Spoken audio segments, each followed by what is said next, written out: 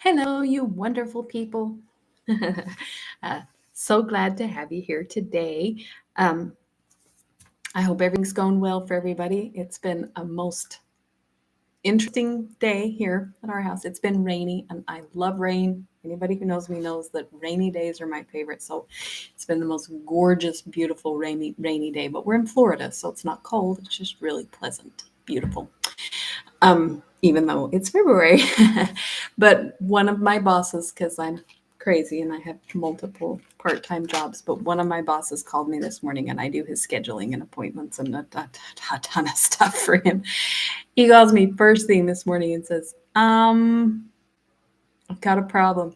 So he works for Cutco. He's this crazy salesperson. Like he'll go do an event. He'll go sell at some fair or show for 2 days, a weekend, and he'll make $15,000. Like it's insane. He's amazing. He's amazing. But he sells Cutco. But he's also the event manager. So everyone in Central Florida who wants to go to a fair or show and sell Cutco has to go through him, and he has to book it and approve it and process it and it's a whole thing. Well, I'm the one who does all that. I do all the booking and everything, and he also does sales service. So Cutco has free sharpening forever, as anyone who knows Cutco knows. And so he does these events where he'll book a conference room at a hotel, and then he'll have his customers come, and he'll spend the whole day sharpening knives for them. And it's free. Like Cutco has free sharpening forever. So he does this for free. And then, if they buy things, then that's great because then he makes money. But if they don't buy anything, he doesn't make any money. But he does really, really well. He's excellent. He's such a nice guy. So he had this sales, and this is a big one, a service event where he's sharpening knives. He had 2 days fully booked, 10 in the morning till 6 at night, Monday, Tuesday. And it was a whole mix up. But he called me and said, I showed up at this hotel and we're not booked here. We didn't get it booked. And they're like, we didn't process this. It's not paid for. It's not booked. We didn't reserve the room. They said, we have it available today and you can use it, but it's not available tomorrow.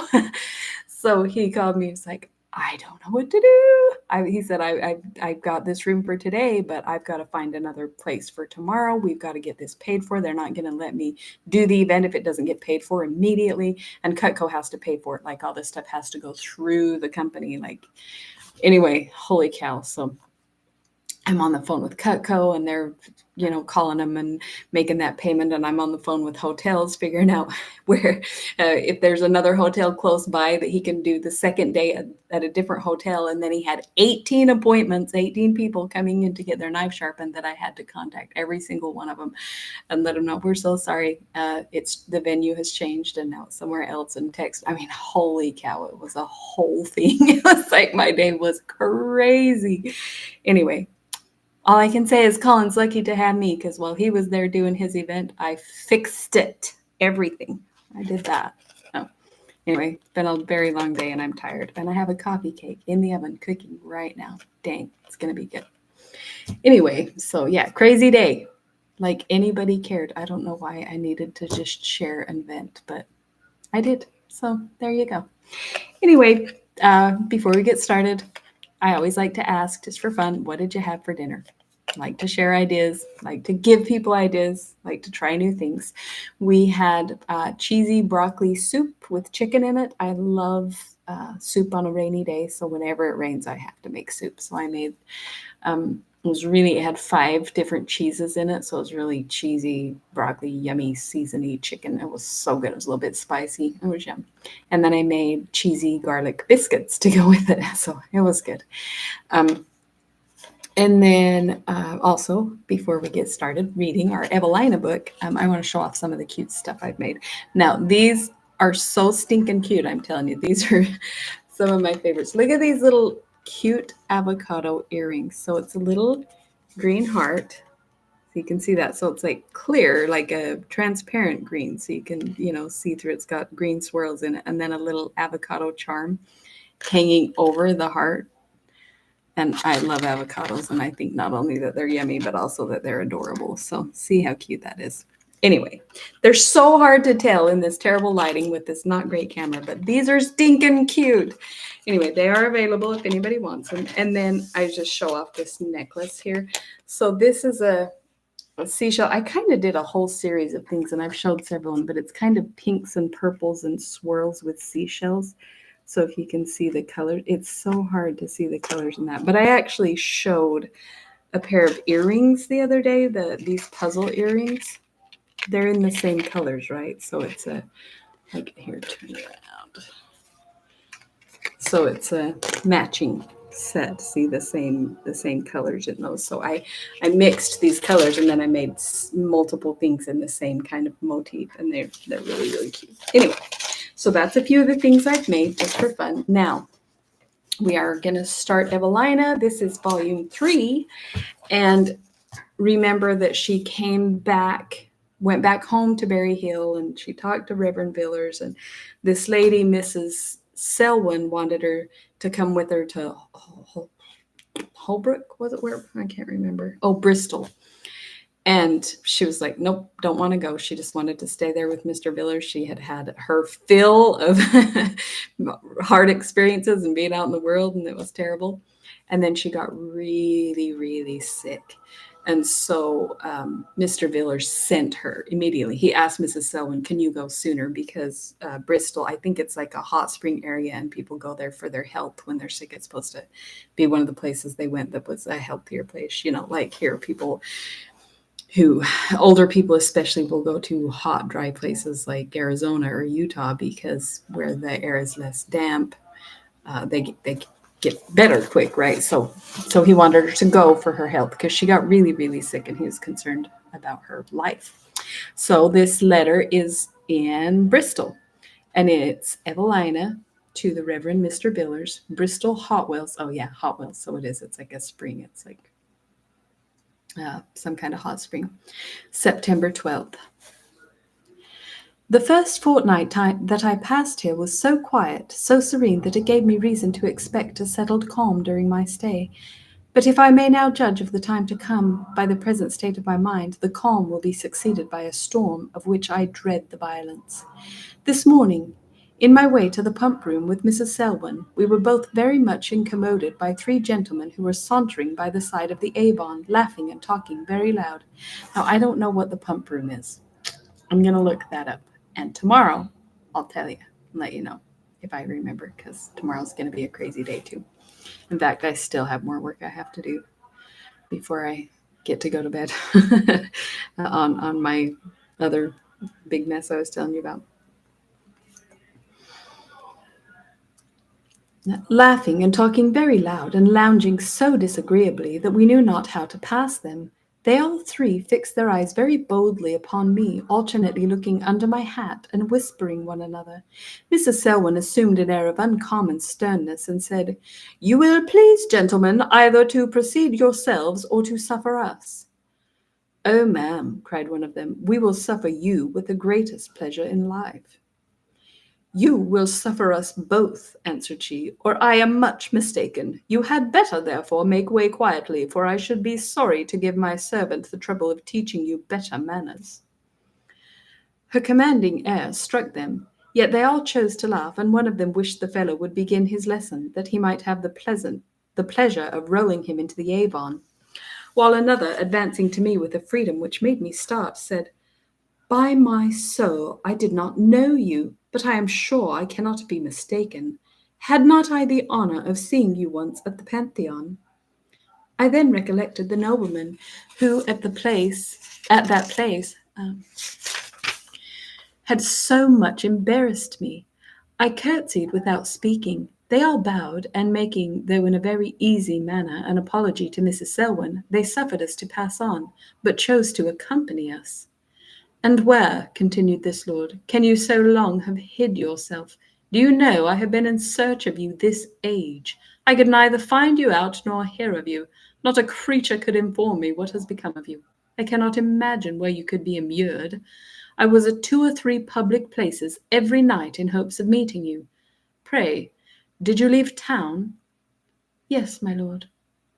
"So early in the season? What could possibly induce you to go before the birthday?" Now, I believe the birthday was the birthday of the king or the prince or something like that. And it was, kind of an opportune time for it gets really hot, I guess, miserable in London in the summer. So people go out into the country for the summer and they come into town for spring and fall, I think is how it goes, right? Back then, before air conditioning and all that stuff. Um, so it's unusual. If people are in town, they usually don't leave before the season is over. I had nothing, my lord, to do with the birthday. By my soul, all the women who had may rejoice you were away. Have you been here any time? Not above a fortnight, my lord. A fortnight! How unlucky that I did not meet you sooner. But I have had a run of ill luck ever since I came. How long shall you stay? Indeed, my lord, I do not know. 6 weeks, I hope, for I shall wish the place of the devil when you go. Do you then flatter yourself, my lord, said Mrs. Selwyn, who had hitherto listened in silent contempt, that you shall see such a beautiful spot as this when you visit the dominions of the devil? Ha ha! Faith, my lord, said one of his companions, who still walked with us, though the other had taken leave. The lady is rather hard upon you. Not at all, answered Mrs. Oh, wrong place, sorry. Not at all, answered Mrs. Selwyn, for as I cannot doubt but his lordship's rank and interest will secure him a place there, it would be reflecting on his understanding to suppose he should not wish to enlarge and beautify his dwelling. Much as I was disgusted with this lord, I must own Mrs. Selwyn's severity rather surprised me. But you, who have so often observed it, will not wonder she took so fair an opportunity of indulging her humour. As to places, returned he, totally unmoved, I am so indifferent to them that the devil take me if I care which way I go. Objects, indeed, I am not so easy about, and therefore I expect that those angels with whose beauty I am so much enraptured in this world will have the goodness to afford me some little consolation in the other. What, my lord, cried Mrs. Selwyn, would you wish to degrade the habitation of your friend by admitting into it the insipid company of the upper regions? What do you do with yourself this evening? Said his lordship, turning to me. I shall be at home, my lord. Oh, apropos, where are you? Young ladies, my lord, said Mrs. Selwyn, are nowhere. Prithee, answered his lordship, is that queer woman your mother? Good heavens, sir, what words for such a question? No, my lord. Your maiden aunt, then? No. Whoever she is, I wish she would mind her own affairs. I don't know what the devil a woman lives for after 30. She is only in other folks' way. Wow. Shall you be at the assembly? I believe not, my lord. No? Why then, how in the world can you contrive to pass your time? In a manner which your lordship will think very extraordinary, cried Mrs. Selwyn, for the young lady reads. Ha ha ha! Egad, my lord, cried the facetious companion, you are got into bad hands. You had better, madame, answered he, attack Jack Coverley here, for you will make nothing of me. Oh, you, my lord, cried she. Heaven forbid I should ever entertain so idle an expectation. I only talk like a silly woman for the sake of talking, but I have by no means so low an opinion of your lordship as to suppose you vulnerable to censure. Do pray, ma'am, cried he, turn to Jack Coverley. He's the very man for you. He'd be a wit himself if he was not too modest. Prithee, my lord, be quiet, returned the other. If the lady is contented to bestow all her favours upon you, why should you make such a point of my going snacks? Don't be apprehensive, gentlemen, said Mrs. Selwyn dryly. I am not romantic. I have not the least designs of doing good to either of you. Have not you been ill since I saw you? Said his lordship again, addressing himself to me. Yes, my lord. I thought so. You are paler than you was, and I suppose that's the reason I did not recollect you sooner. Has not your lordship too much gallantry, cried Mrs. Selwyn, to discover a young lady's illness by her looks? The devil a word can I speak for that woman, said he in a low voice. Do prithee, Jack, take her in hand. Excuse me, my lord, answered Mr. Coverley. When shall I see you again? Continued his lordship. Do you go to the pump room every morning? No, my lord. Oh, sorry. You can probably hear that. It's loud. They're watching a movie in the other room.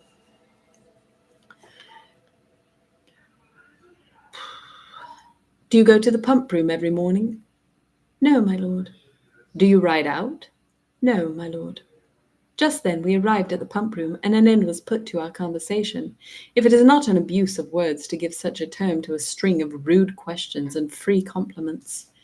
He had not opportunity to say much more to me, as Mrs. Selwyn joined a large party, and I walked home between two ladies. He had, however, the curiosity to see us to the door.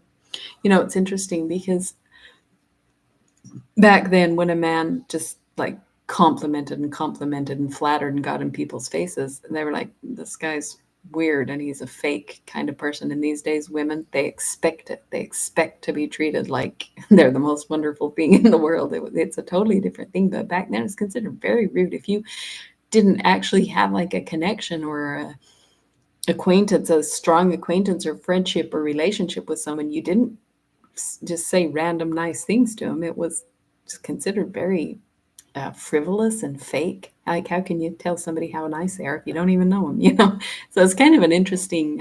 It was a different time, a different way of communicating. Mrs. Selwyn was very eager to know how I had made acquaintance with this nobleman whose manners so evidently announced the character of a confirmed libertine. I could give her very little satisfaction, as I was ignorant even of his name.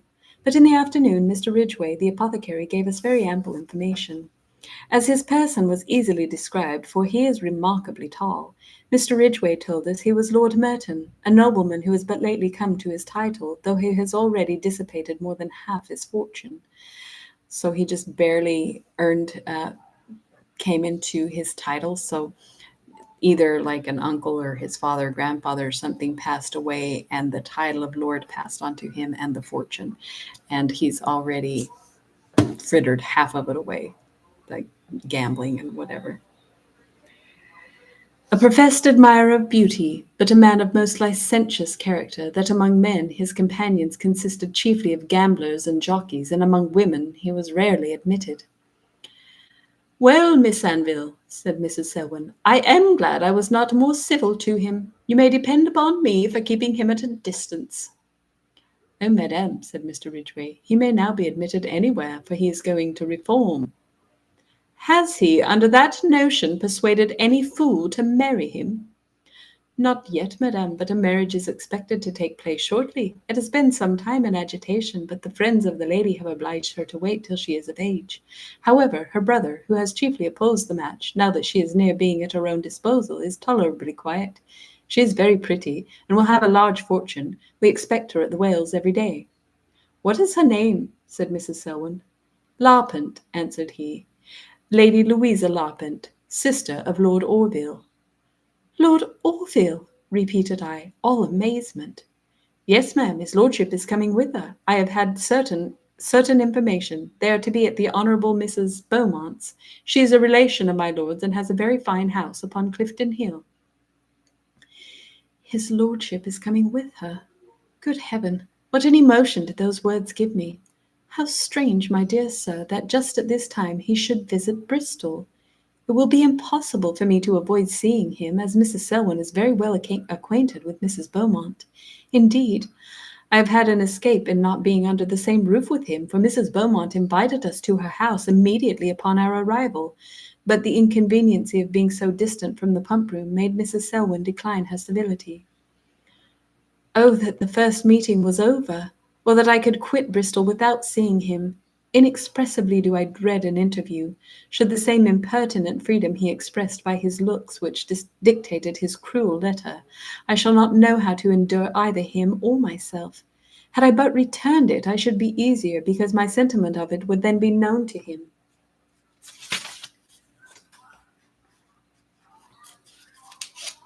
But now he can only gather them from my behaviour, and I tremble lest he should mistake my indignation for confusion.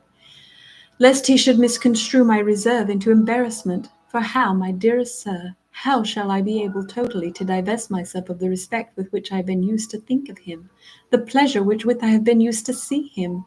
Surely he, as well as I, must recollect the letter at that moment of our meeting, and he will probably mean to gather my thought of it from my looks. Oh, that they could but convey to him the real detestation of impertinence and vanity! Then would he see how much he had mistaken my disposition when he imagined them my due. There was a time when the very idea that such a man as Lord Merton should ever be connected with Lord Orville would have both surprised and shocked me, and even yet I am pleased to hear of his repugnance to the marriage. But how strange that a man of so abandoned a character should be the choice of a sister of Lord Orville! And how strange that, almost at the moment of the union, he should be so importunate in gallantry to another woman! What a world is this we live in! How corrupt! How degenerate! Yeah, I mean, he's going to marry this other girl, and he's following her around, flirting with her, and yeah. Well might I be contented to see no more of it. If I find that the eyes of Lord Orville agree with his pen, I shall then think that of all mankind the only virtuous individual resides at Berry Hill. Okay, let me see how long letter 2 is, because I might have to just let that be enough for tonight, because I still have so much to do. Yeah, it's kind of a long one. I'm just going to end it here tonight. Sorry you didn't get to see the cute baby or my sweet little girl. She's actually doing school. She's doing extra schoolwork, extra homework, because she's trying to earn a movie night prize. So she's working extra hard. And he is asleep, which is not good because that means I'm going to be up all night. But oh well, we do the best we can. Anyway, we'll pick that up tomorrow, and I sure appreciate you stopping by. Leave a like on the video so I know if you're enjoying it, and leave comments. That's always fun. I love to hear every time anybody has anything to say. I enjoy it so much. So do all that, the YouTube stuff, the comments, like, subscribe, all that stuff. You know how it works. Everybody knows how YouTube works. And I will see you next time. Thanks for stopping by the Story Corner for story time with me, the Story Lady. Good night.